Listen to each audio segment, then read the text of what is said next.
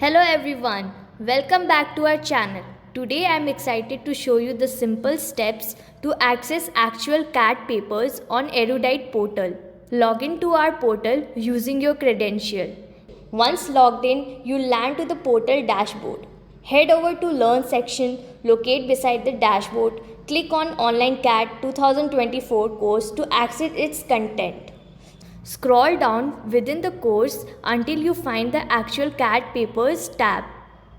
Once you are inside the Actual CAD Papers section, you'll find three options: Actual CAD, Full Length Test, Section Wise Test, and CAD Papers from 2017 to 2022 in PDF format. Click in the Actual CAD Full Length Test, where you'll discover paper organized by years and slots. Afterwards, you can navigate back and select Actual CAD section-wise test. Choose the specific paper you wish to explore or practice by clicking on it. Thank you for watching. Stay tuned for more informative content. Don't forget to like, subscribe and hit bell icon and stay updated. Happy learning on the Erudite Portal.